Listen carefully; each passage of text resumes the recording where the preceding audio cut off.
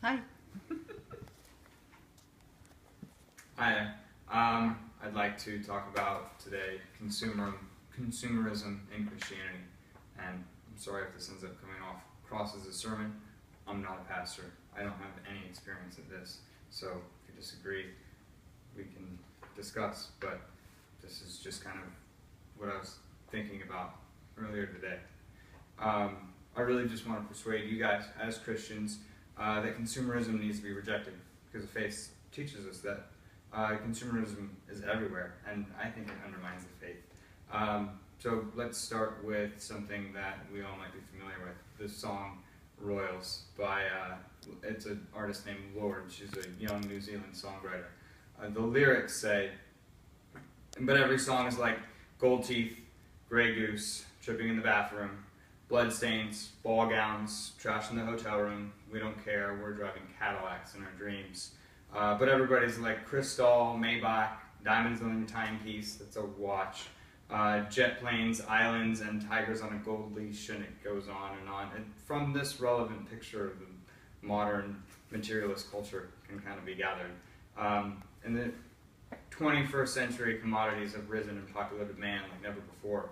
And Americans consume more than any other demographic on the planet. That's just a fact.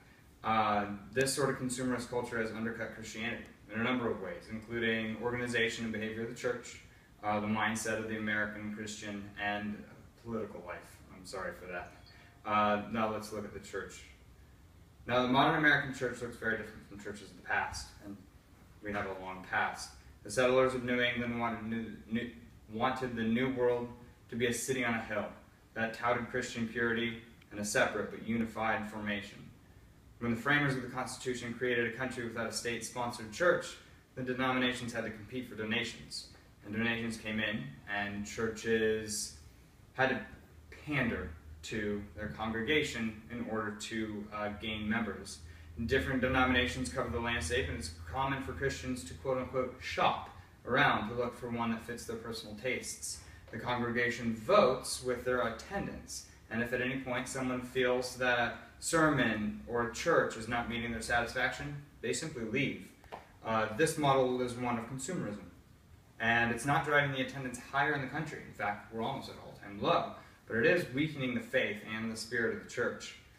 Now, consumerism obviously extends beyond the church as a whole, and it's hurting American Christians outside the pews as well. The consumer culture has always existed, but first gained a major foothold in America during the 1950s.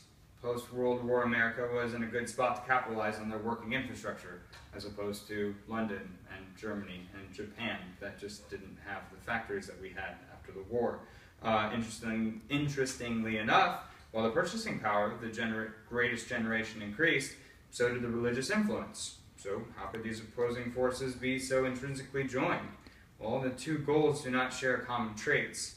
Materialism and consumerism seek salvation in the physical traits of the flesh, whereas Christianity has faith that rejection of the world and acceptance of the kingdom of God are the only truly lasting and eternal methods of salvation. Consumerism, capitalism, and even materialism don't have to be black and white. This isn't all against our way of life. I really don't hope to overthrow that. Many of the basic services and goods we need are more readily available, in better quality and lower prices than before. Only the mentality that products achieve salvation distracts Christians from Christ. And what I really hope to portray there is that this is really nice. We have a nice house, we have nice phones and nice furniture, and I am wearing nice clothes. And I shouldn't find salvation in that, but I can use these tools to further my salvation and my guidance towards Christ. I'm not kind of out in the fields looking for berries, which is distracting. Now, political institutions are just as heart-hardening as material institutions. As you all know, money and politics are intrinsically mixed. So it's no surprise that consumerism has weakened Christians' hearts politically as well. Political institutions are, by definition, living of the world. And we know Jesus teaches us to live in the world, but not of the world. So politics are part of this consumerist spectrum because of how many people who focus on the issues own them in the same way that they might own a shirt or a blouse. If I say that I voted one way or I voted another way, I'm using that as a self-identifier, while I should be using my faith. Now the 24-hour news cycle is partly to blame here too, because it devotes such a large percentage of its time on the political game. The way that politicians are viewed through the lens of modern media gives them an air that they often, frankly, don't deserve.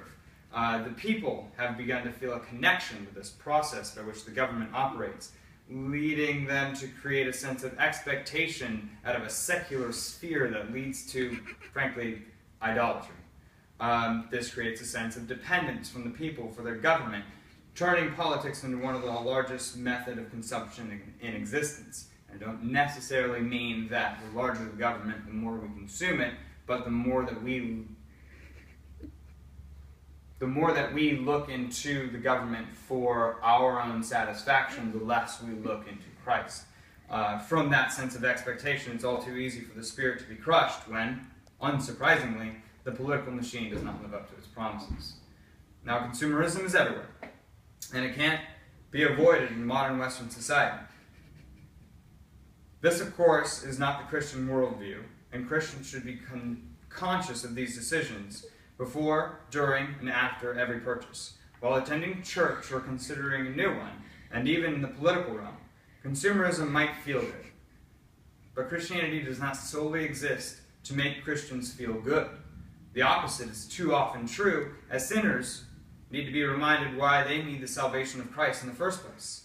And so, as tempting as it is to hope that truth can be found somewhere in our wallets or in our thoughts, the only true answers lie in trusting God to dominate our affairs.